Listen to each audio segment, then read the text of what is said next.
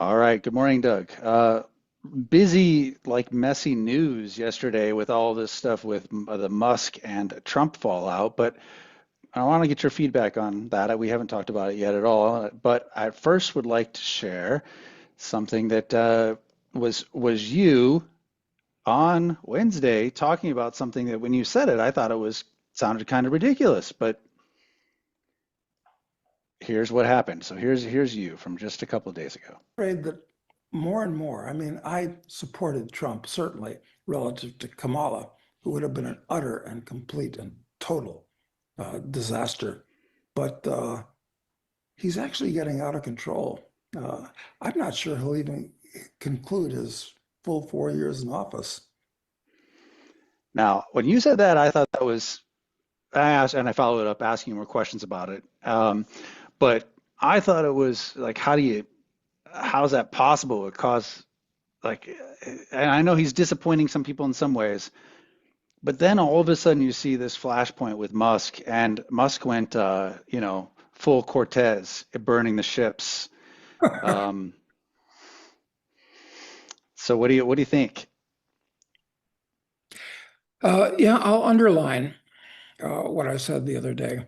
I don't have a magic computer, which some people in this business do. I don't even have a magic 8 ball. But looking at the what we know of the character of these two people, and I'm a fan of Musk because he's a genius and he's done real productive, fantastic things. Even if the CIA backed him when he started out, the And fact if what it and he's received lots of government subsidies too, but that's true. That's true. But it takes a really competent genius to have nurtured not just Tesla against all odds, I've got to say, but SpaceX and the his satellite system, which is called Starlink. Starlink, and then he's working on the Boring Company and Neuralink. This guy is a force of nature. He's incredible. So, does he have any character flaws? Well, I'm sure he does. And but it was predictable because he's such a big personality that he would eventually conflict with Trump.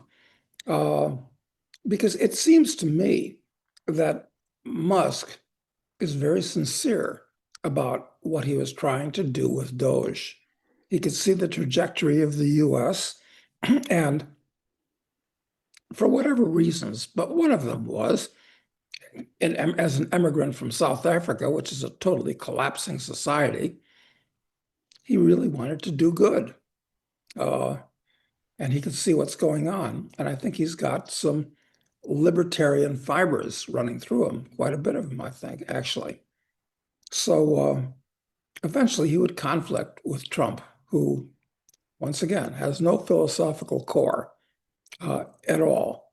And with Trump's idiotic big beautiful bill, look, how can any how can and somebody you said accused us of being guilty Having of TDS. We have TDS, TDS. Trump derangement syndrome. Yeah. This is this is on this is completely untrue. I don't have I've supported Trump absolutely relative to Kamala, no question about that. But look, if Trump is in back of 1,000-page bill, 1,000 pages of new laws, and what are those new laws about? They're basically, here's what you must do, or here's what you must not do, and here's how we pay for it. So it's a lot more bullshit restrictions on us. Yeah, knocking off a few along the way. That's true. But you have to pay for all the things he wants to do, like 200 billion per year more for the already bloated US military when it should be reduced by 75%, not augmented further. So of course Elon is fed up with it and calls it a, what did he call it exactly? I mean, aptly. Well, he said a bill could be big or it can be beautiful, but it cannot be big and beautiful. That's one thing he said. Probably Yeah. most. Um, yeah, I guess I think the notes I have on that. Basically, he Uh, said, was, it was loathsome and disgusting, and you know, it, he described it accurately. He did, and and I think it's the interesting thing though is my observing Musk over the years, it seems like he takes things very personally. And this is the personality clash too, because in Trump, any kind of criticism, he goes on the attack really hardcore. And I think that, you could see clips of Musk just a month ago or 6 weeks ago saying, I love him. I love Trump. I mean, I Yeah, love him. You know what I mean? And so I think that when you hurt Musk's feelings, he gets pretty, like, I think he goes off the deep end. yeah, and Trump goes off the deep end too. I'm still shocked that he had the poor judgment to call Vladimir Putin crazy. I mean, this is not the kind of insult you level at somebody that you're trying to do a deal with. What's this art of the deal where you insult the person that you're trying to arrive at an accommodation with? It's nuts. And I guess he called Elon crazy too, didn't he? That was the word he used. Yep. Yep. And so it got really so just to kind of the highlights of the whole thing. Um, Musk kind of starts off with him criticizing the bill, which he has. He wasn't when he was really before it passed the House though, and that's some criticism he's getting. It's like, well, you didn't bring this up before, but of course, no one had a chance to read the bill at all. Not even the Congress people who voted on it, which is very normal now. We just Very we vote normal. on stuff, and it's a political thing, and you're with us or against us. Just vote. And but he Trump wanted to extend, or wanted to completely get rid of the debt ceiling. And he thought that that was ridiculous. And then Trump responds in a press conference saying he is very disappointed because Elon knew the inner workings of this bill better than almost anybody sitting here. Elon's upset because we took the EV mandate, which was a lot of money for electric vehicles. Elon and I had a great relationship. I don't know if we will anymore. And then it just gets worse. Um, Yeah. from there, Musk, including when Musk escalated by saying, "Without me, Trump would have lost the election." Um, and I think that that seems clear. He also built an alliance for him with all these tech bros, Yeah. which Yeah. supported him. Um, and that of course upsets Trump. And so go ahead. I was going to say, and then a related thing, which is a real biggie, is that Elon says that the reason that the Epstein papers have not been released is because Trump's involved in it. And he says that. And He's maybe he's in a position to know. Yeah, he said time to drop the really big bomb. Trump is in the Epstein files. The real reason they have not been made public. Have a nice day, Donald J. Trump. Yeah. Yeah. These guys are not friendly with each other. But and I think that that's the only reason that the Epstein papers were not friends of Trump, and Trump himself are implicated in this. And it's absolutely shameful what Bongino and Patel said. Well, we saw the papers. There's nothing there. Drive on. I mean, that's a fucking lie. Yep. But here's where it goes. I think so. That's basically Cortez level, like burning the ships there. With the Epstein talking about that. But then when he said, so this guy is Ian Miles Chong on X said Trump should be impeached and replaced by Vice President J.D. Ah, Vance. And yes, Musk retweets that saying yes. yes. Well, are these things unforgivable? Well,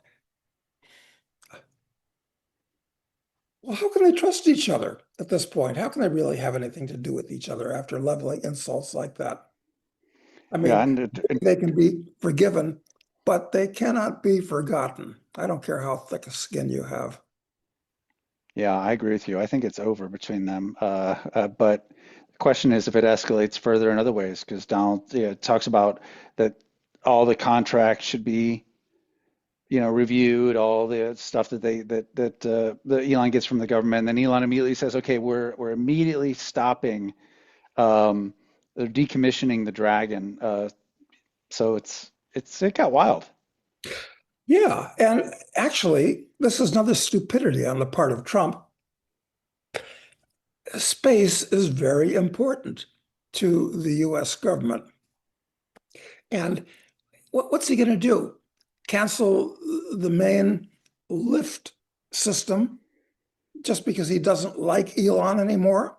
I mean, who does he think he is? Is he the dictator of the world? I mean, this is stupidity and extremely bad judgment on Trump's part. I have a Yeah, personal spot with the guy that owns the company, so I'm going to cut off my nose to spite my face. You can't do that as a president, or you shouldn't. But so Trump will keep doing stuff like this. I think he's out of control, and yeah, there'll be a coup against him uh, hmm. Wow. because they hate him. You got to remember, I mean, past people, you know, people like Obama, a lot of people hated him. People like Baby Bush, a lot of people hated him. But it wasn't to the extent that that you really hated them. I mean, not viscerally, the way these people do hate Trump. And Trump is doing things which are loose cannon type things like Mm. this. I don't think he's Wow. going to last. I'll I'll take money on that if anybody wants to make a bet. Well, my conspiratorial mind would say when as soon as I saw that post about JD Vance, who I'm highly suspicious of him. I think he's a completely manufactured person, honestly. So, but you then they get their guy in. The tech bros get their guy in, really, and and Elon gets his guy in, which is Thiel's guy. Yeah, yeah. And then, of course, from there we go to wait a minute, who are these tech bros? And I thought Peter Thiel was supposed to be kind of a libertarian, quite frankly. Well, any intelligent person would tend to be a libertarian, I would think. But maybe we're wrong about that because I think Palantir is going to is going to change a lot of things. that's right. That's right. Palantir is, and Palantir's in the system.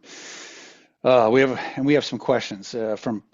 I mean, the point of today's podcast is really we're going to answer questions from members of the file, but and I think there's at least one or two in there about Palantir.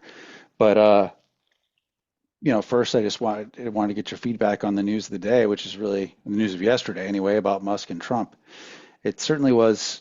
These things have always probably happened behind closed doors, these spats, but to have it like, it's it's like living in a house with an alcoholic father or something. And when it spills out into the street, it's really embarrassing for everybody. It really is. It really is. It's lower class type embarrassing. Yeah, Type of thing exactly. that they put on like that show Cops or something Yeah. like Yeah, a friend of mine said, when did we become Jerry Springer? I that. mean, yeah, no kidding. It really is wild. Well, before we get to questions, Doug, you said some this day in history things you wanted to share. Yeah, I always, as you all know, look at the encyclopedia's rundown of this day in history, and the things that they put front and center are often a movie star's birthday or some triviality like that. So I dug deeper in their list of things, other things that happened, people that were born or died on this day in history. And it was on this day in 1775 that Ethan Hale was executed. Now, I don't think that most Americans know who Ethan Hale even was. Uh, in grade school, uh, I knew about him uh, because he was hung by the British as a spy. But as I looked into it a little bit deeper today, that's grade school knowledge, I thought, but I don't think anybody has it anymore. Early American hero, nobody cares about early American heroes. He died at age 21, and he was obviously a member of the upper class because he went to Yale University, and he was hung by the British. And what's famous about that, in 1775, this is a year before the Declaration of Independence was signed, is that it's what he said before they hung. And he said, my only regret is that I have about one life to give for my country. Well, that's not what any college student would say today. Not that I approve of giving your life for your country, which today means giving your life for the government, which is a totally different thing. But things have changed in lots of ways. Yeah, and I was and so at the end of this video, I'm going to actually paste Doug and I's conversation from before we started recording our official podcast. So if you when we go through the Revolutionary War timeline, because we were surprised by a lot that the fact that that happened before the Declaration of Independence, and so we went through it all. So if you're interested in getting into details, that'll be pasted at the end of this. So we'll go through all Yeah, that. and it was as you research things quickly with AI, the timeline and we looked into the battles and the number of casualties on both sides, and it's just fascinating. I mean, it's not cut and dried. I mean, the Revolutionary War was a nightmare. It was horrible. It was really bloody and really dangerous, and I wouldn't have wanted to go through it. Well, we might go through a version of that at some point. You said that was really this first Civil War, right? Isn't that something you pointed out before? Yeah, it was a civil war because you got to remember all the Americans were British. I mean, they were all British citizens. They all uh, pledged allegiance to the king, and it was an actual civil war. Actually, it was a tripartite civil war because you had a third of the country that was still loyal to the crown. I mean, things, you know, the taxes and so forth, the regulations that were put on by the crown were totally trivial. They were meaningless. They were nothing in today's context, although relatively inconvenient for them. Then you had a third of the people that were rebels and a third of the people that were neutral, which was very dangerous because if you're not with us, you're against us. It was it was a nightmare. If I don't know, it depends on so many things, but the best thing to do when there's a civil war, certainly the worst kind of war, is to get out of Dodge. Let these Hmm, idiots fight it out between themselves. hmm. Okay, so what else for this day in history? What else? There was the Chevy one that I thought was Oh yeah, interesting. Louis Chevrolet. Yes, this was also buried in things that happened in the past. Chevrolet, the most popular brand in the U.S. And so, who was the Chevrolet of Chevrolet? He was a Frenchman that came to the US and became a very famous auto racer. And we're talking about, you know, 1900 to 1910 era when cars didn't go any fast. And one of the things he did that was famous was he covered the standing mile in 52 seconds, Hmm, which, considering this is 1905 and the kind of vehicles you had, I mean, that's pretty gutsy, actually. I mean, we're talking about cruising along at close to 100 miles an hour for the hmm, standing mile. Everybody was shocked, dumbfounded that somebody could go that fast. So anyway, he was hooked up with Durant, who founded General Motors, and the first Chevrolet, Mr. Chevrolet, didn't like the car and basically walked away from his part of General Motors, which would have made him an extremely wealthy man later hmm. on. So anyway, just a bit of trivia in back of Chevrolets. Very interesting. I thought that was interesting. I had no idea. All right, well, let's get to the questions. The first one is why don't other societies build up their own countries? Too much work? Can't follow a blueprint? Something else? They drain their countries of their own people, their human capital. It's really sad. And basically, she points to this article that by Brandon Smith that appeared in Lou Rockwell, and it was "The Third World is Forever, Chasing the White Man." That was the headline. Well, oddly enough, well, it's not odd actually. I read uh, Lou Rockwell's blog site every day. Lou posts about typically 10 or a dozen articles that he finds of interest, and that was one that he posted a few days ago that I read a few days ago, and it's actually pretty good. And the bottom line of that article that our respondent is questioning right now is that although the white man's on the run all over the world, all over the third world, people imitate white people.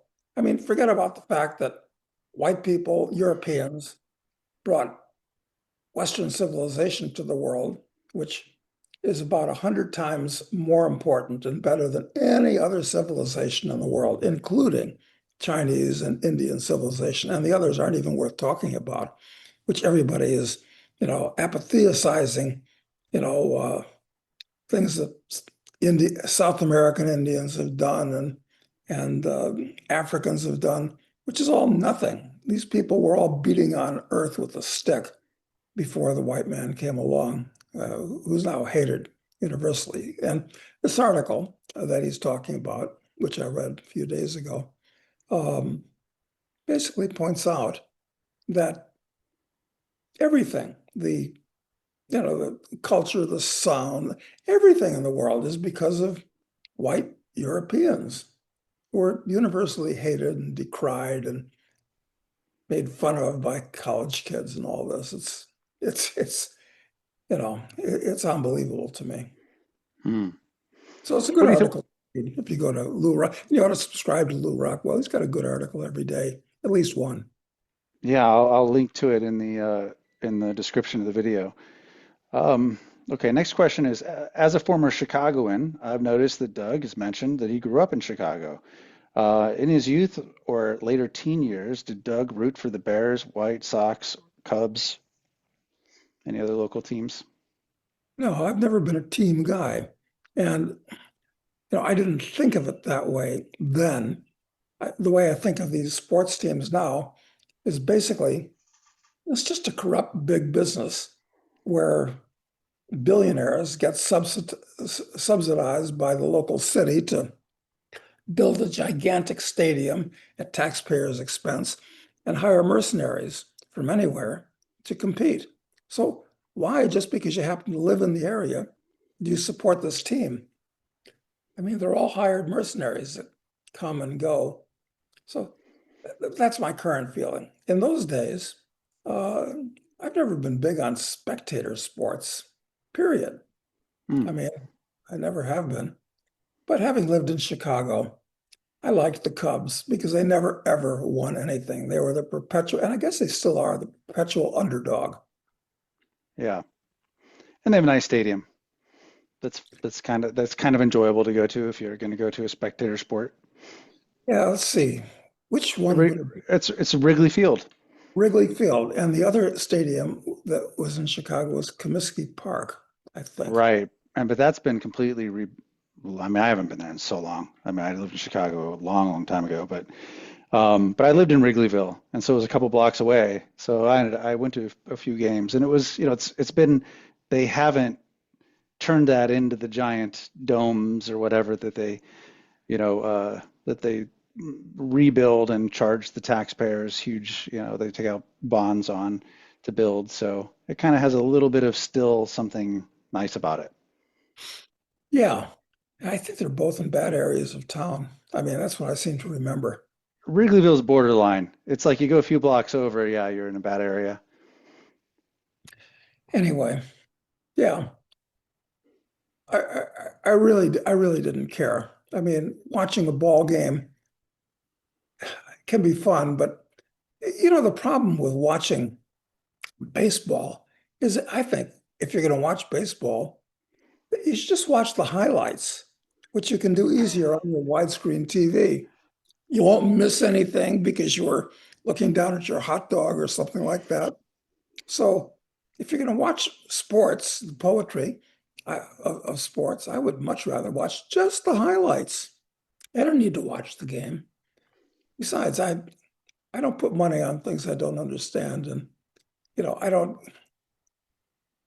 they have this phrase, inside, I don't know, that's too inside baseball because Yeah, statistics and the history, these people that get into that stuff are, I mean, it's a subculture. it is a subculture. Yep. Okay, next question is what do you like about the project you did at L'Istanza di Capsate, and what would you do differently if you could do it differently? Real estate development. I don't recommend it, frankly. All I can say is, well, seemed like a good idea at the time.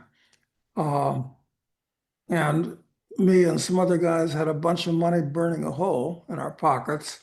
And, you know, we were premature on Argentina building it.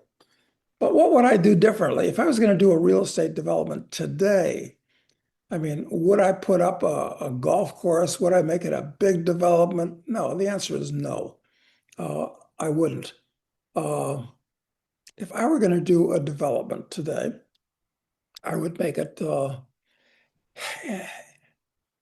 I would make it smaller, so you don't have to have all these upfront expenses with putting in the roads and putting in the utilities, the electricity and the plumbing and the sewerage and the signage.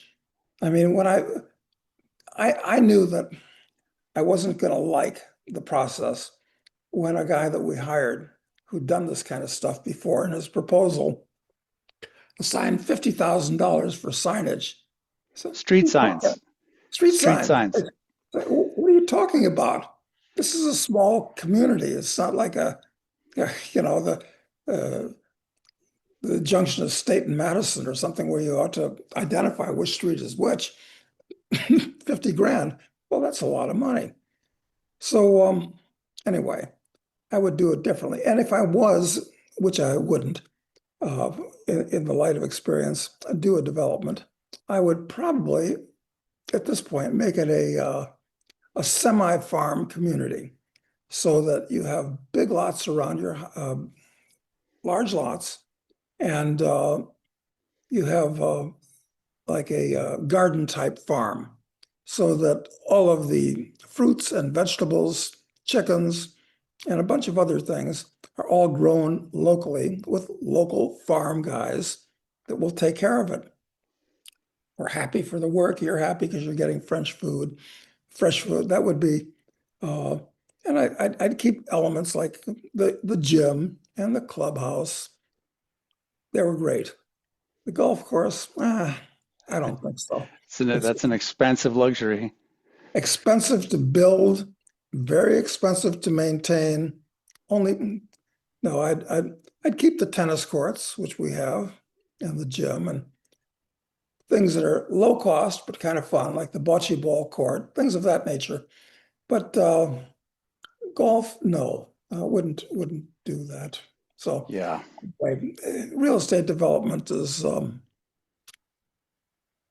it's interesting, but it's not my like we have another piece of property in Uruguay, which is divided into, we've already done all this stuff, divided into 7 lots of 5 hectares, which is 12 acres roughly, a piece. And, I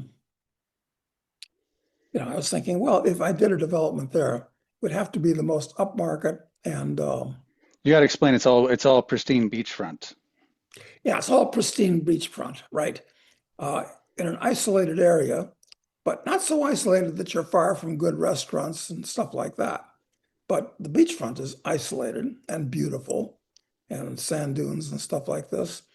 So, if somebody wants to become the big man on the block, big man in Punta del Este, which is, the jet set part of South America. I mean, that's the place in South America where if you're a jet setter and rich, that's where you go, Punta del Este in Uruguay. So if somebody wants to take that over from us, I'm open to it. Somebody that's a developer, there could be good money in it. But having done it before and realizing it's not my cup of tea, I don't want to do that. We got other projects in Argentina. Uh, got another country club, which has got 150 lots, and the whole thing is built and subdivided, and there's houses and all this type of thing. I don't want to screw with it. I really don't. I just like to move it off. And there's Yeah. a big upside in that. We got a whole bunch of other stuff, but I don't really want to talk about that. So, Yeah. Money, there's a certain stage of life where you want to do certain things. And uh, the brain damage that is inevitable with property development is not something I want to incur anymore. However, in Argentina, if you want to become a citizen quickly, you make an investment of $500,000 in the country, and you might want something to do when you move to a country. And if you're a development kind of person, I mean, yeah. some So, people love it, and yeah. they're So good. you might be gathering that I've been trying to talk Doug into basically building like property listings for these things and us sharing it with our readers simply because I think that some of them who I've met who've come down here to Uruguay would look at that and actually one of them's a big real estate developer and I just think it's the kind of thing that he might look at as a huge opportunity. So I've been encouraging Doug to sell this shit and and let's share it with members if they're interested. So that'll be coming. You can see it It's a in the future. thought. But then I ask myself, well, okay, so I saw it, and some money walks in the door, and then you get to this investment situation. Well, what do you do with the money? Exactly, what do you do? And I asked myself this, being aware of the financial markets and what's available at what prices and all that. And sometimes I think maybe I just ought to keep the real estate and, Yeah. you know, Yeah, I mean it's tough. Although you know you made a compelling uh, argument for silver in the last earlier this week. You did an international man, and then what do you know? It's like twice in a week, Doug. You're within 24 hours essentially of being proven correct because silver kind of bursted out of its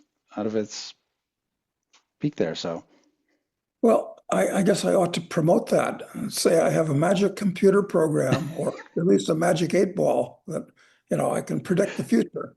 But yeah, like Yogi Berra said, uh,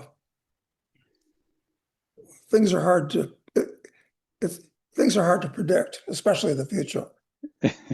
exactly.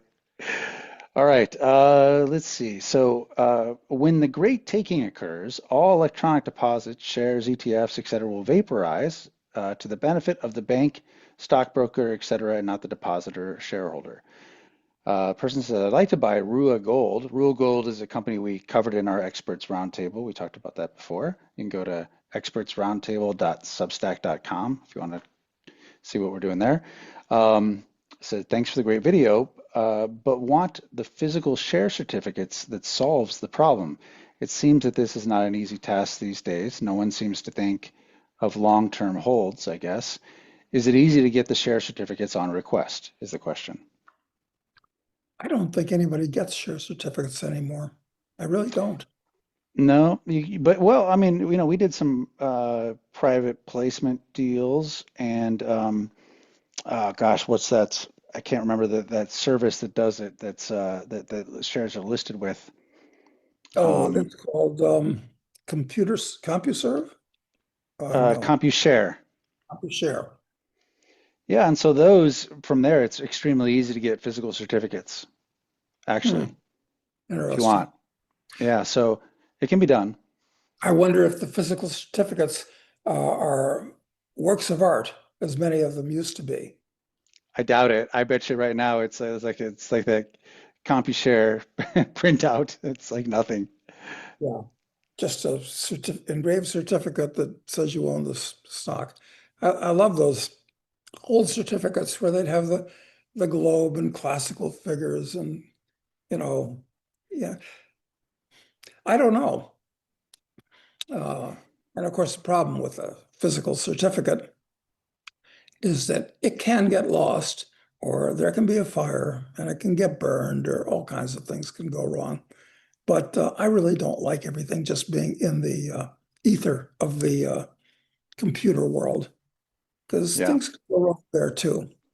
Well, and that's what he's referring to. He's referring to what David Webb, who we had on a long time ago, talked about with the great taking, he said, and that's where, and he's factually correct. The system is set up such that if one of these central clearing authorities uh, goes bankrupt, essentially, that your collateral can be taken by them and basically Mhm. given to the preferred partners or whatever. Yep, starting with what happened in Cyprus a decade ago. Nick Giambruno and I went to Cyprus after the bail-in, and what happened there is if you had a bank account in Cyprus, uh, if you had more than, well, what was it, 100,000 euros in that bank account, it was basically bailed in. The government was not going to bail out the bank. Depositors had to bail it in to keep it in existence. So, I mean, and this is part of the law now in most Western countries. So nothing you own is really secure anymore, quite frankly. Yeah. Yep. Okay. Let's see. Is the deep state giving Trump the mushroom treatment, kept in the dark with shit manure all around him?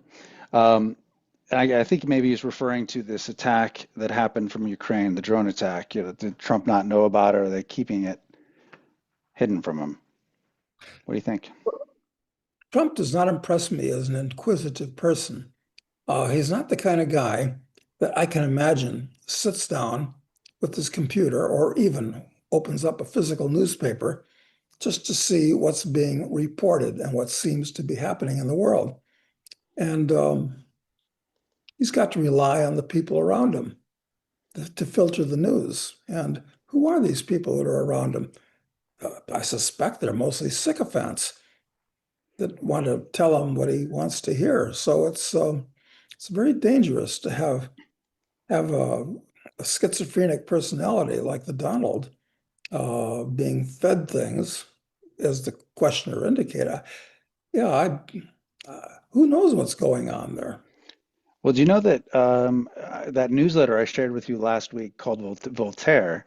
I was just reading it earlier today, and in it, it says one of the little snippet articles is that Tulsi Gabbard considers innovative forms for presidential intelligence briefings. It says, because President Trump does not like to read notes or reports, Director of National Intelligence Tulsi Gabbard is considering new ways to deliver the presidential intelligence briefing. The briefing currently includes sketches and diagrams. It could and also include videos as it did for President Ronald Reagan, Hmm, just because he doesn't read. sure. Hmm. I don't know. I felt like that related in some way. He's not, his information is always going to be spoon fed to him because of the position he's at, and the amount of information that could, come to him. So it has to have filters naturally. And I think those, because of his preferred intake method of information, I think that makes it even harder for him to have a full grasp of everything that's happening. Yeah, and I'm sure that I'm being too idealistic and therefore unrealistic, but does it matter? Does anybody care what the president of Switzerland reads? And the answer is no, because the president of Switzerland, which is an extremely prosperous country, doesn't have a whole lot of power. I mean, all the power in Switzerland is with the cantons, quite frankly, and it's really with the people of Switzerland. So the president can't do much to them. So what he reads doesn't make much difference. And I wish it was that way in the US, but when you run a gigantic, overreaching international empire, yeah, it does make a difference. So what does the Donald read? Well, we don't know. We know that Biden didn't read anything because he was no non-compos mentis. And I guess it's come out since this book was written by Jake this, Tapper.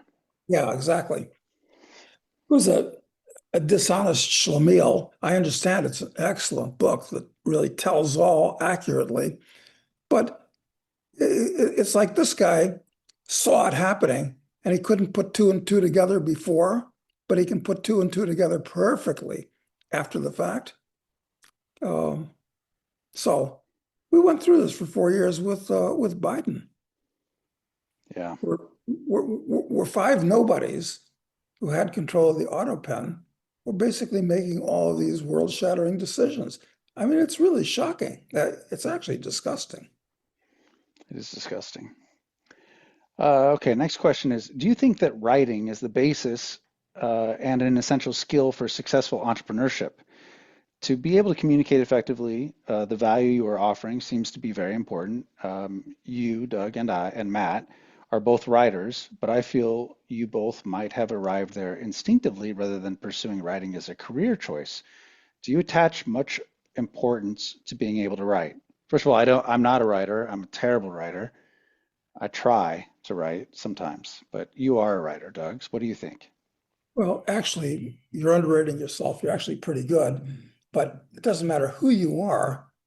Practice makes perfect, and writing is a skill that you have to practice. And the more you do of it, and apply critical thinking to what you put on paper, and look at it, preferably in a new unit of time, so you can be more objective, and then correct it. I mean, that's what I think anyway. Um, and is it innate in any way? Well, uh, intelligence and knowledge, general knowledge of everything. I mean, so that you have a grip of the world around you, and writing is describing it, is important. So broad reading is important to good writing, I think. Ingesting as much knowledge as possible is very important to good writing. But it goes back to classical education. And in ancient times, and it was kind of cemented into the way things are done in medieval times, is in education was basically was built on three things. It was built on grammar, which is what the words mean and how are they put together, and uh, knowledge of the words. And the second thing was logic, critical thinking, where they took courses in that. And the third thing was rhetoric. How do you project what you've learned with grammar and logic to convince other people, hitting the emotional buttons? So those three things were the essence of a classical education. And then you get into the individual subjects, which is the knowledge base that you build on that platform. So I guess we're going to go into that to a good degree in this book that we hope is going to be out in a few months, The Preparation, which I think will be a pretty good book. Um, so the answer to the question is, yeah, anybody can be and actually should be a good writer, because Yeah. once you have those basic elements that I just named, yeah, you can do it and you should do it. It helps Yeah. crystallize your thoughts.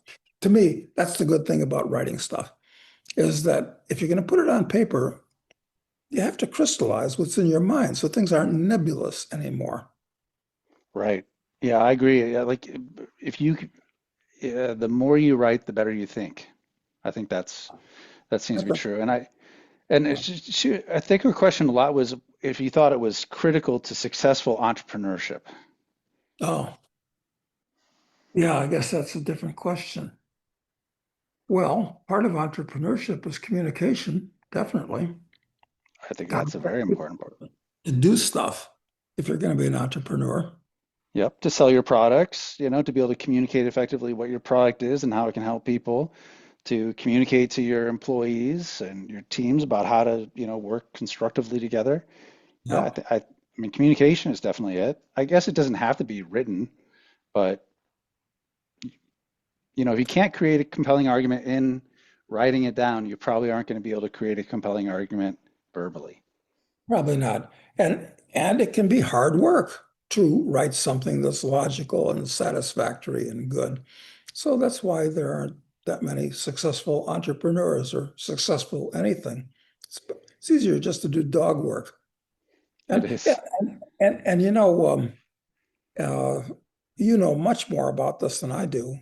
AI is turning out really very good writing these days. I'm shocked at how good it is. It's getting better and better, and eventually, I mean, there's already news services that use it, for a lot of their writing. A lot of the formulaic writing that would be like the baseball, recap of the baseball game, all being done by AI. Not all of it, but a lot of it is. And yeah, and I think you sent me an example of a friend of yours the other day, and he asked it to write it essentially in his voice, and he's a known uh, knowable well enough to the AI that then it could adopt it and do it brilliantly, actually. It So actually did a good job, yeah. if you've got Well, if you you if know, you've got a these good news it's not just, I think it's not just the sports descriptions. mm, I think considering the quality of the editorials from the Fag Hag rag in DC or the New York Times or the Wall Street Journal for that matter, AI can write their editorials much better than these journalism students that they hire can. right. Well, and that's because I think that they lack the foundational skills that you talked about, like don't haven't mastered grammar, use of words effectively, not understanding their meaning, so not being able to use the best version of the word to convey the meanings the best, but mostly about logic, Yeah, and being able to drive the conversation completely and and effectively forward. It's very superficial. they completely lack critical thinking skills, Exactly. Yep. But it's also probably because they lack a knowledge base. I think that's another problem with it. right? You can't come up with an interesting and reasonable solution unless you have a knowledge base on which to draw. You're Right. right. They lack all these things. Well, next question, Doug, is what are your thoughts on the Palantir database on Americans? Yeah, well, this is kind of in the news and it's kind of come to my attention just recently. And it's scary because uh, the government already knows all these things in different databases. But fortunately, as incompetent as the government is, I mean, it's a stupid organization, big and stupid and dangerous. But I guess Palantir's software is going to put together all the data that they can scrape from everything in the government, outside of the government, everywhere, on everybody. So they know everything about you. And that's really dangerous, especially if the fickle finger is pointing at you for some reason. Yeah, I mean, it's always been the case, I think, where like, because you use that fickle finger expression before, the state, if you become the target, they've got the information, they can get it together. They already have the tools to kind of know way more about an individual than they should be able to know. But with Palantir, it really weaponizes the data. It doesn't have to weaponize it, but it doesn't have to necessarily be a dystopian, but it makes dystopian possible because now you can be cut off from things automatically just because you know some a new behavior pattern emerges that is outside of system settings, and it can say, okay, now you're a bad now we're going to cut you off from banking until we understand this more closely, that kind of thing. Yeah. And frankly, anything that can be done will be done by somebody.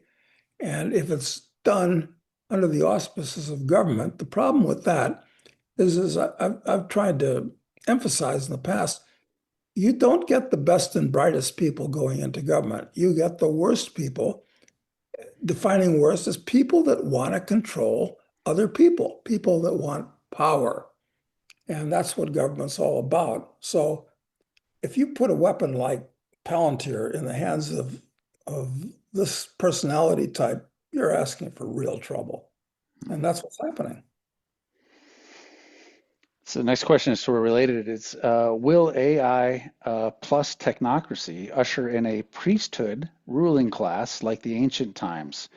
Egypt, Greece, and Rome had this phenomenon of the priesthood pulling the strings of the state. With state and citizens relying more on AI to make decisions, will citizen and state ask the blessings of the AI priesthood? Hmm. Well, I'd say Egypt is a little bit different than the other two because it was a theocracy, really. And the priests were very important there. Priests weren't so important at all. And they didn't have priests in ancient Greece. Uh, What about the oracles? the oracles, yes, of course. Everybody's always looking for wise counsel. And as we know, predictions are hard to make, especially about the future. So, yeah, there's been a lot of conversation about AI taking over the world because it's smarter than we are in many ways, and it's really a lot cheaper than we are, knows a lot more than we are. So we naturally will rely on it. Yeah, this is going to be really interesting to see how it evolves. Yep. As long as it's decentralized, I think it's a good thing. As long as it's gunpowder in the hands of civilians, I think Yeah, it's good. but it's turning into nuclear weapons in the hands of the state. So maybe it's not going to end very well at all, quite frankly. I mean, AI might be able to crack the code to living as long as you'd like, solving diseases and treating old age as just another disease that can be solved. So Mhm. good things could happen from it, and probably will. But but the way things are going at this point, it's especially when it's just a baby, and it's just a baby. It's just been born. So if it goes as it goes through the time when like a 2-year-old, destructive and narcissistic and megalomaniac and stupid, maybe it'll be like an extraordinarily powerful 2-year-old. Very dangerous. I know you don't have kids, Doug, but I gotta say, the terrible twos is greatly exaggerated. It's really three that's worse. Oh, In my, then actually the most dangerous time with AI is still a little bit it, ahead of us. yeah, we have another month, basically, Well, the and, way. and they are building these giant data centers. Uh, I don't understand exactly why we need gigantic data centers taking gigawatts of electricity to run. Do you know Yeah. exactly what they're going to do with them? How they're going to Bu- work? I think building for the future, it's all about the robot. It's all about robots. Because if you're going to have these, you know, millions of moving physical world things that are out there, the processing power necessary for those is where it Hmm. comes in. It's not for any of the information, not for writing news articles, none of that stuff. It's got to be for, the massive computation of the 3D world, navigating effectively in it. I think it's that. That's a good point. When you have self-driving cars and self-flying airplanes, which are on the way, unquestionably, and millions and millions, scores of millions of robots, like as powerful as Terminators. Yeah, I Yeah, guess you, and of all varieties, all types, like not just these humanoid like, I mean, of all drones, everything you can think of. yeah. Hmm. Wow. Well, I feel better and better since this is happening as we speak. Uh, Being in a isolated country at the end of the road. I don't think Right. I want to be in a big city while all this is going on. It's potentially chaotic. Oh, yes. One of many things that's potentially chaotic about being in a big city. Yeah, Um, one of many things, right? That's just one more ingredient in the stew. exactly. Yeah. So, okay, just two more questions for you, Doug. What do you think of the recent agro-terrorism by the Chinese? I don't know if you saw that or that I did, I news that did. came on. Yeah, Yeah. and do you think that this is just the tip of the iceberg, or could this be a false flag to push decoupling and separation from China? Well, I guess you have to think like a government official who historically always think about wars and how us against them, how we beat them. It's not a win-win situation. It's we win, they lose. And both sides are thinking in those terms.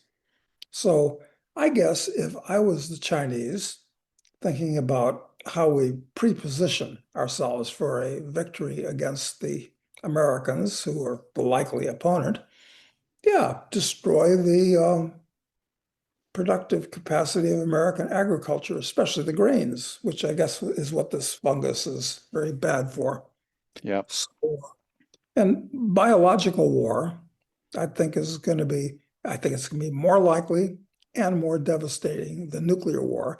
And of course, when we think about biological war, or I tend to think about it, it's killing humans. But wait a minute, you don't have to kill them directly. You can kill them indirectly with what they eat. Hmm. So yeah, I think it's bad guys at work, and I'm sure our bad guys are trying to do the same thing in China. Although it's harder for us to do that in China because it's Yeah. not as free a society. Right. Yeah. And it is interesting though that one of the things was I didn't know was when this article came out, it made me think that this just happened, but actually it happened apparently last year, and they caught the guy and they sent him back to China. It was a student who was coming across, and they just now did the FBI press charges on it. So you got the timing of it also, like you got it on one side of it, I think it is being elevated to public consciousness at this moment because it does serve the effort to bolster public support for making cutting off access to goods in the fight with China. Although it's a real danger, and of course you'll rile up the public about this for a few days, and then the news cycle will drive on. But if they've just found this thing, whatever, it's like a cockroach infestation. There's not going to be just one if you see one. You're right, and yeah, and you're right, and one of when the same guy who was talking about it was also saying, and that these are just two of the 300,000 Chinese students in American universities, and was kind of setting it up so it's like, Wes Trump has even said we shouldn't even have Chinese people in the universities, and maybe I mean, there is a reasonable argument with it, in that you got to imagine if a Chinese citizen is studying in the US, that they get approached by Chinese intelligence services, and they're going to cooperate whether they want to or not. Sure. So they get enlisted in it no matter what. So there's Well, and it's not just students, as Michael Yon, our friend Michael Yon, always points out, there's lots of people crossing the border that you don't even know that they're here, and they may have very bad intentions or may not. And the problem with the Trump regime, there were huge problems in this regard with the Biden regime, which is fortunately gone. But now we got a different set of problems with the Trump regime. Trump is not non-interventionist. Au contraire, he's very interventionist, but he's simultaneously isolationist. So Trump is managing to take the worst of both worlds, being an isolationist and interventionist. I mean, it seems like a contradiction, but no, it's not. Keep other people out, but we'll go out and intervene in their countries. Well, he certainly is adopting mercantilist ideas, and I'd say that's probably one of them, actually. Yep, it is. God, I may yet contract TDS. The way things are going. All Calm right, down. well, Well, take a win and calm down. all right, last question. My company will let this guy relocate to basically anywhere in the world, pay the cost of moving, and handle any and all visas and paperwork. The catch is you get paid in that local currency and your compensation is adjusted to the cost of labor in that market. Knowing that, would this be something Doug would recommend? And if so, out of the three countries, Chile, Argentina, or Uruguay, which would Doug recommend for this specific circumstance? Hmm. Yeah. Well, the three countries are very different, especially Chile is different from the other two. So, which of those three would I go to? Well, need to know a little bit more, but there's a I mean, place to live. I, but I'm partial to Uruguay. I'm sorry. I mean, it's quiet, backward little Uruguay. Nothing wrong with that in today's world. but the problem is if he has to, so let's say he's earning $100,000 a year in the US and this job now he's got to go to local wages. I imagine those local wages would be better in Chile. Yeah, Chile is more expensive. I don't know what the average wage level in Chile is from that point of view. Yeah, I'm not sure. Well, listen, if that's the case, maybe he should go to the Cayman Islands. I mean, Exactly. you've got huge tax advantages going there, and it's convenient and it's nice and it's ultra stable, expensive, but But they're that's, going to adjust your wages. yeah, that's right. So, and are they going to take the taxes, local taxes into account? Anyway, these are nice countries down here, but maybe there's other options. I'm trying to think. If cost is no object, I guess within reason, Right. uh, yeah, where would I want to go? Well, first of all, you should take advantage of it and go somewhere so you broaden your personal experience and connections. So, yeah, do it. Now, as opposed to not do it, which I guess is an option also. So definitely do it. And which country do you want to choose? Hmm. It just depends on what that local wage conversion is and what the standard of living, what if that would alter his standard of living substantially, because just the local labor stuff here in Uruguay, you're not gonna, I mean, the advantages usually of going to Latin American countries is if you have this income arbitrage, you're earning in higher income based on the U.S. market and in dollars, and then you can live in a cheaper country. But if it's all adjusted, you got to be careful. Yeah, yeah. So, but it's an interesting problem that where in the world can you go? You can go anywhere. So, it does change the equation a little bit. Uh, Hmm. I haven't thought about it in exactly those terms. What would be the best place in the world, bar no expense, to live? I guess it's going to have to be a place. It sounds to me like it's got to be a place that has very good computer availability and that type of thing. Yeah, but that's anywhere now. I mean, I'm on my farm here, and I got it's with Starlink. Yeah, that's right. You are. Huh. It's worthwhile thinking about. Yeah, I think you got to crunch the numbers on those to decide between those three countries. As far as and also, there are people who have different preferences. They certainly all three have different things to offer in the three that he gave us. Well, I lived in New Zealand for years, and I really like New Zealand. And it has the additional advantage, assuming he doesn't speak Spanish, of speaking English. So I put that in the mix Yeah, for the yeah, reasons that's that I chose New Zealand. Although, truth be told, I really chose New Zealand because of the polo. I know.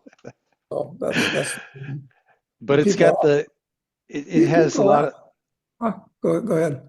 I would say it has a lot of the bolt hole, place you want to be away from the world if things get crazy. Although, they handled it very poorly during COVID. Yeah, yeah, yeah. People used to ask me, "Well, why'd you choose New Zealand?" And I used to say to them, "For the kangaroos." They say, "There's no kangaroos in New Zealand." And I like to use that line of Humphrey Bogart's in Casablanca. Yeah, I was misinformed.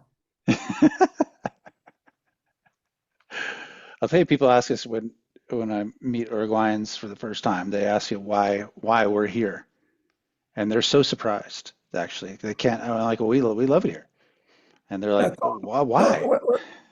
well, well, my first answer is always for the kangaroos I'm gonna anywhere. start. I'm gonna start Yeah, saying that from now on.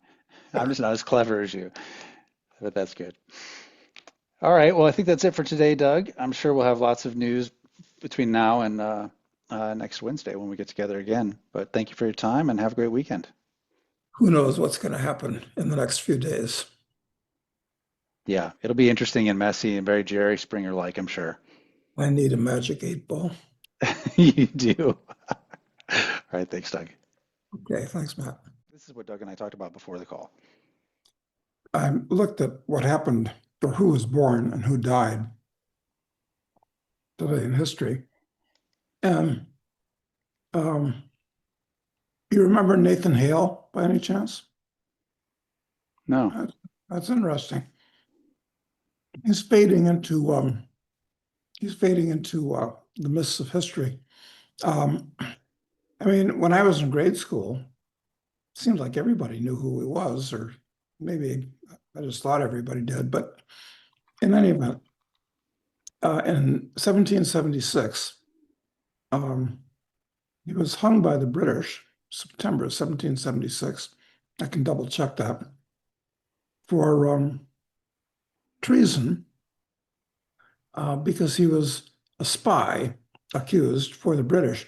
The interesting thing is A, he was only 21 years old, and B, uh, well, what he's famous for is I only regret that I have just one life to give for my country.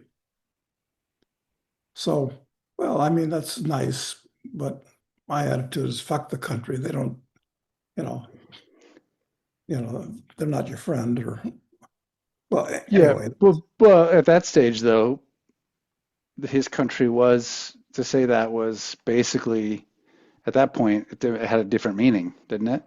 I think it did, yeah. It wasn't the government, which is, Right. He was anti-state. He was yeah, anti-British state.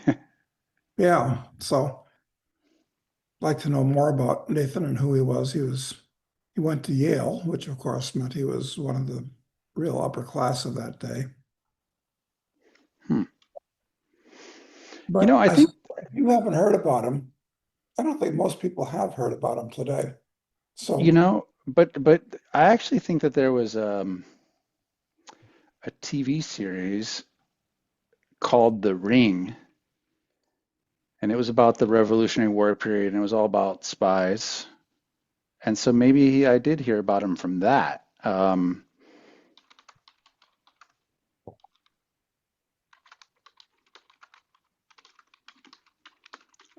Let's see.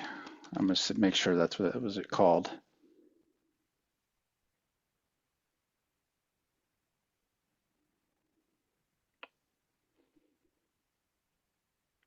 Oh no, it's called Turn, I think.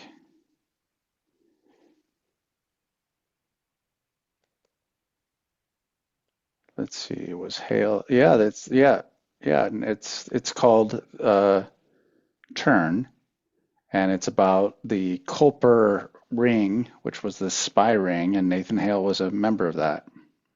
Uh-huh. So the name did sound vaguely familiar to me, but I had no idea. But it just because he was a character in this show that I saw. Yeah. It's kind of interesting in that he was only 21, had a lot to lose. So I looked up on ChatGPT if Nathan Hale had a chance to recant before being executed, and he said no. Once he was caught with incriminating notes, General Howe signed a death warrant the same day and ordered him hanged the next morning. Wow. He was denied a Fast. chaplain, denied even a Bible, and given no formal trial or offer of clemency if he renounced the patriot cause. Hmm. Wow. That was quick justice. And was that in September of 1776? That would have been, yep, the 22 September 1776. They didn't mess around in those days. No, I mean, talk about frontier justice. I mean, Oh, wow. Amazing. Anyway, I guess he hmm. would be one of the first casualties, well, other than Concord and let's see, 1776 was the Battle of, what was that first major battle? There, I mean, real battle. Um, uh, Bunker Hill. Was that uh, 1776 also? let's see, when was the battle?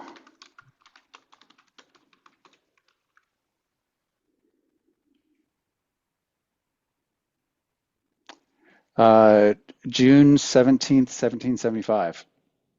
75. Hmm. Isn't that weird? That surprises me.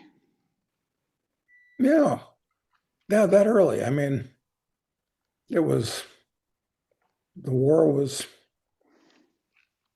formalized a year before the Declaration of Independence occurred.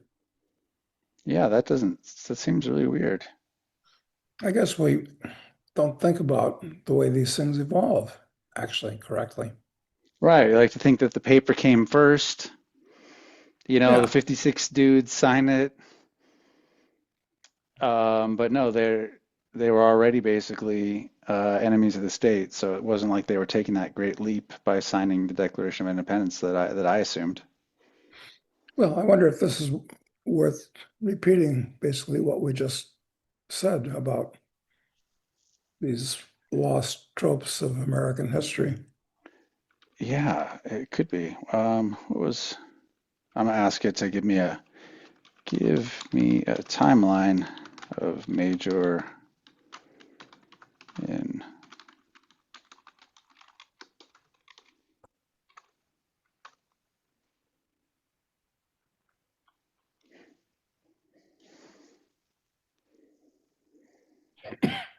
So yeah, the Battle of Lexington and Concord, 1775 in April. Then May 10th, the capture of Fort Ticonderoga. Oh, uh-huh. How big a deal was that in terms of dead soldiers or whatever? I certainly heard of Ticonderoga. Big deal.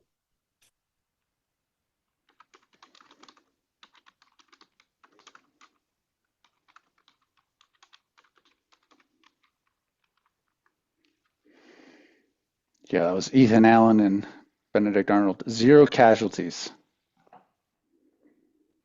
Hmm. Pre-dawn's operation carried out by Ethan Allen, Benedict Arnold, and the Green Mountain Boys. The British garrison was small and unprepared, and the Americans took it without firing a shot. Hmm. That's interesting, actually. So then then the Battle of Bunker Hill was the next major event. Then Yeah. in June I 17th. think well, I think this did the Americans win that, or am I remembering correctly that the British really did win, and the Americans just escaped by the skin of their teeth because a fog came up and the British couldn't see them. The British won, and it says that the uh, Americans has suffered, or both of the British had heavy losses too. So I'm asked what were the casualties.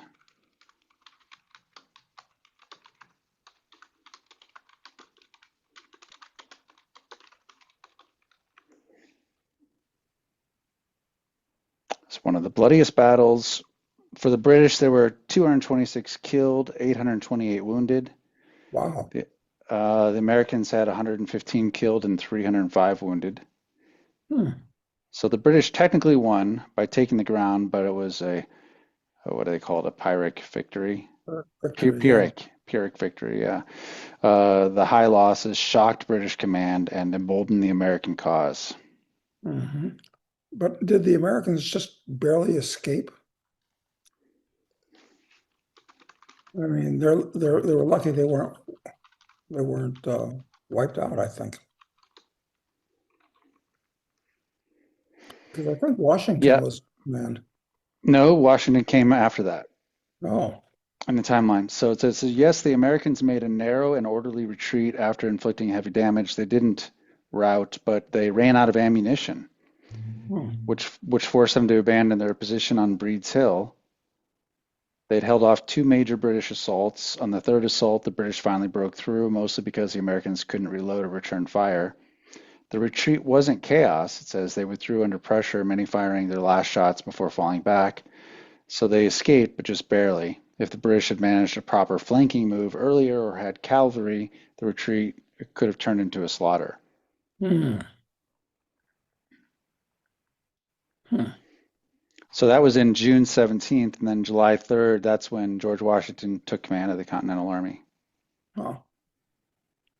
And then And then we July have, 4th, the Declaration of well, Independence was signed, right? uh, apparently the British, in March 17th of 1776, the British evacuate Boston because Washington's troops forced them out.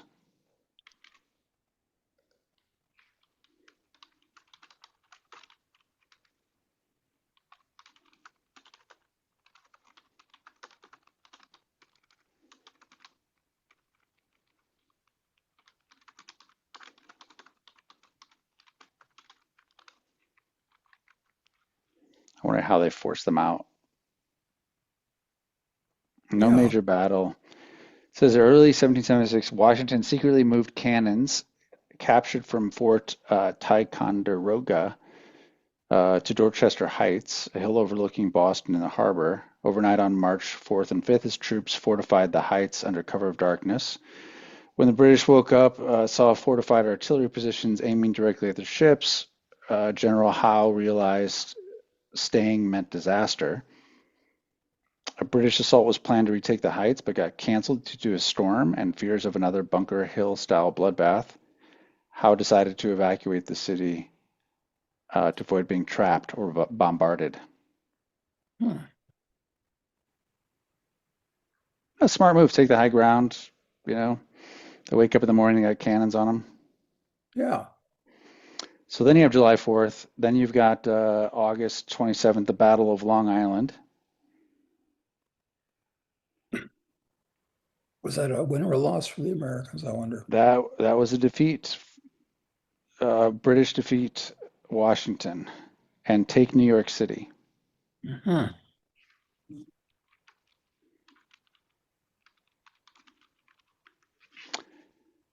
And let's see, also called the Battle of Brooklyn.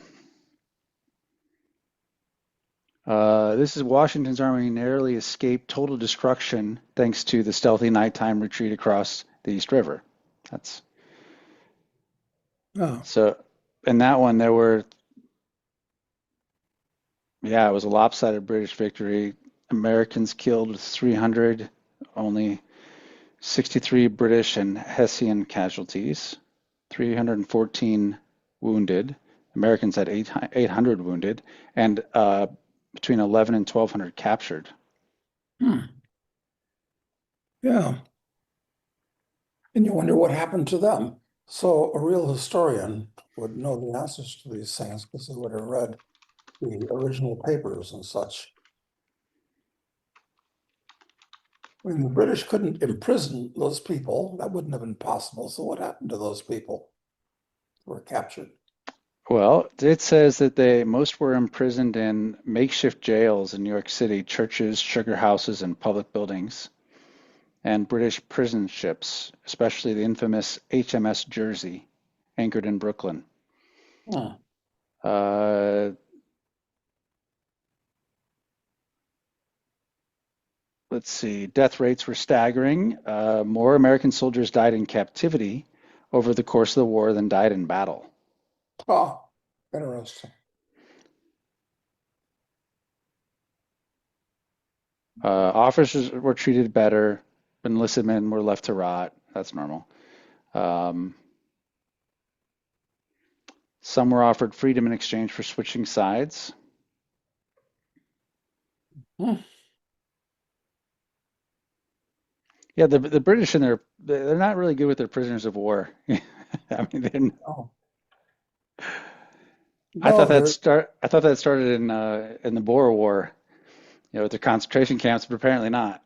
yeah, yeah. Prisoners would just be a really costly liability, terrible nuisance. So after the Battle of Long Island, then there's the Battle of Trenton,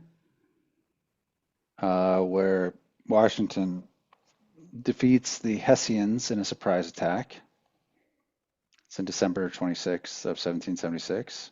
Ah, that was crossing the Delaware. I'm sure that's what that was all about. Yep. Then next action is 1777, the Battle of Princeton, another American victory in New Jersey. Um, then you have the Battle of Brandywine, where the British take Philadelphia. Hmm. Um, the list of events with. Saratoga came early in the war, where the Americans did they capture or that was a real biggie. Yeah, Five thousand. yeah. I asked it to give me a list of all this stuff with the casualty numbers built in, so I'll get a better. So okay. So yeah, so I was at the Battle of Brandywine in September, and there were American casualties were like 1,100, and the British loss had 600. This is killed and wounded. Then in October was the Battle of Germantown. It was a tactical loss for Americans. They lost 1,000, and the British lost 500. Wow, those are big The numbers. next, Wow. yeah, the next is the Battle of Saratoga, and that's where that was. They say it was a turning point, and the General Burgoyne surrendered 6,000 troops. Hmm. And what happened to those 6,000 troops? Because the Americans wouldn't be in a position to put them in jails or whatever. And was that also under the American general would have been who was it that turned sides very famously? Oh,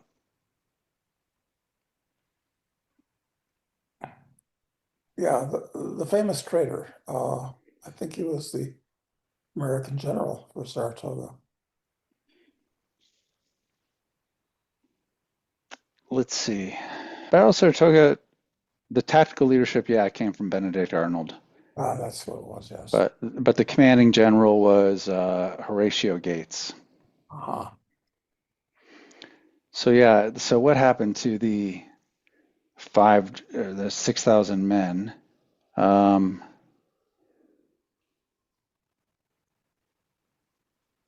so it guaranteed their safe return to Britain on condition they not fight again in the war.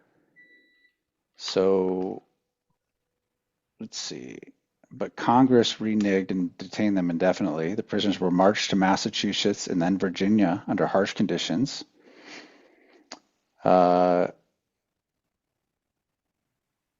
Some prisoners were eventually integrated into American communities or died in captivity.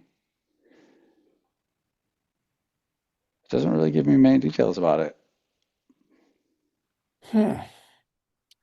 Well, it's interesting. That's a lot of soldiers. How could the British Army surrender that many soldiers to a bunch of?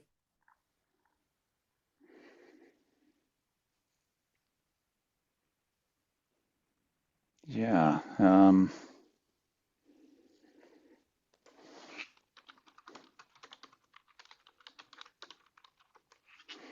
Let's see. Why did they surrender?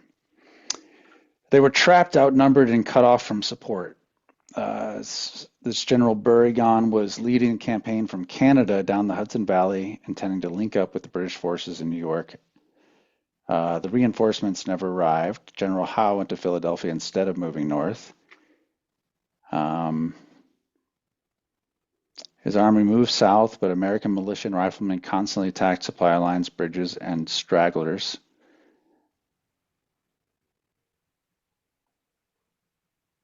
Let's see. So he launched an attack from Bemis Heights on October 7th to break through American lines, but Arnold led a fierce counterattack, smashing key British positions.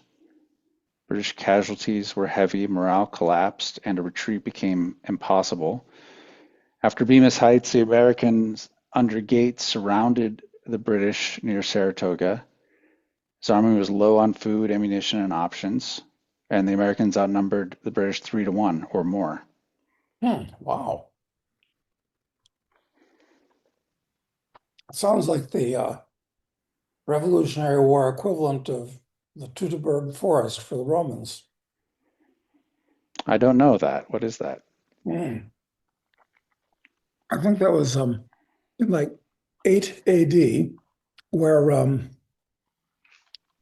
the Romans were advancing into the forests of Germany from Gaul, and there were three legions under a general named Varus, who was, I guess, moving into their winter quarters and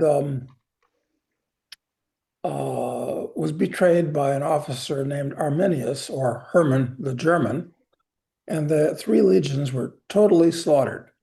So it was one of the big disasters of Roman military history, as because they were spread out in a line, obviously miles long, going through these forests, going back.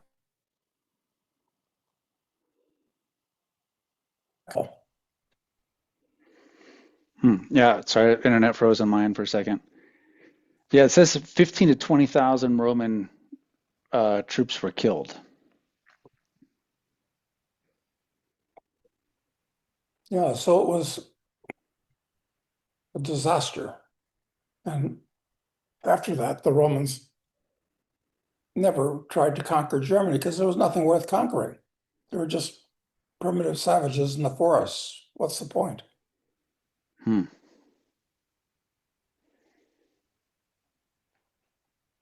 But it sounds roughly equivalent to it, actually. Saratoga.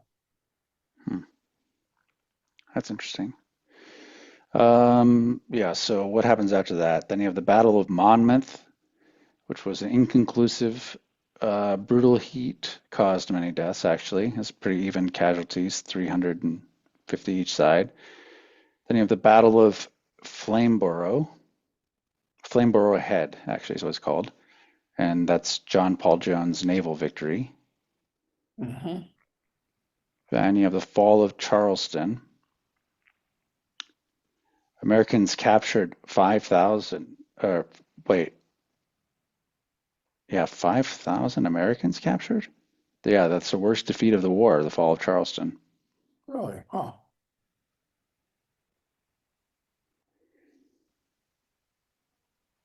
Hmm. Then you have the Battle of Camden,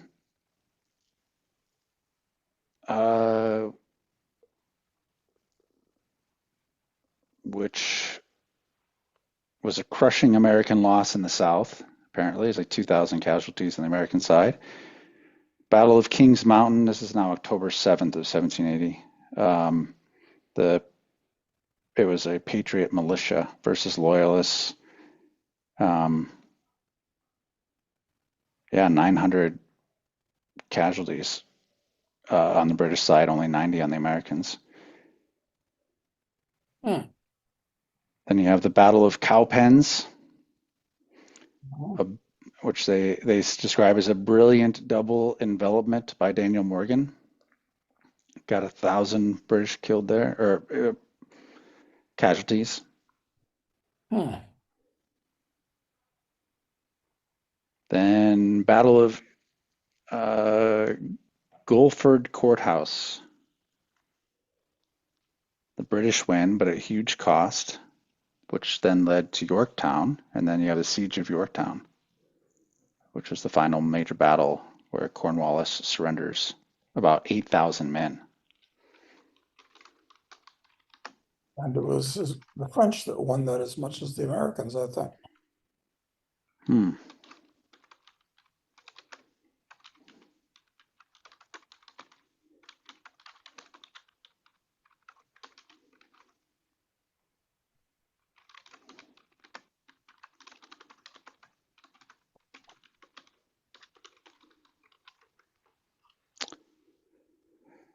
Let's see. French involved.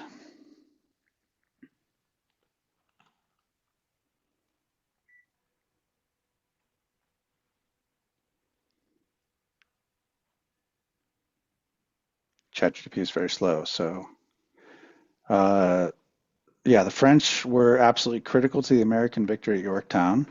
Without them, likely wouldn't have happened. So, French army, gosh, why is it so slow?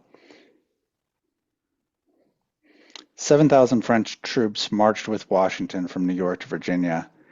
These were professional soldiers, better trained and equipped than much of the Continental Army.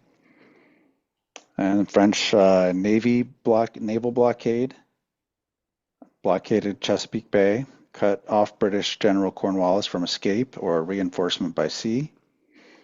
The French Navy also defeated the British fleet at the Battle of the Chesapeake in 1781. A decisive,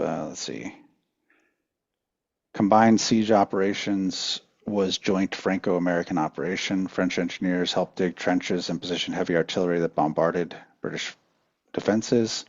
The final assault on British redoubts included both French and American forces. And of course, French involvement like that was one of the things that helped bankrupt the regime, brought on the revolution of 1789. Hmm.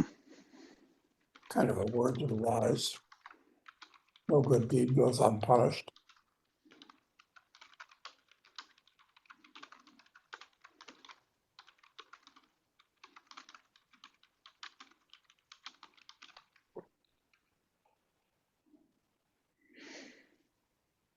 Yeah, helping the American Revolution nearly bankrupted France.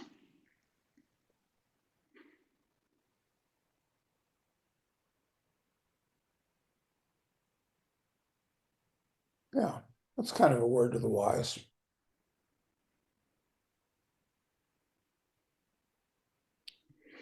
Hmm.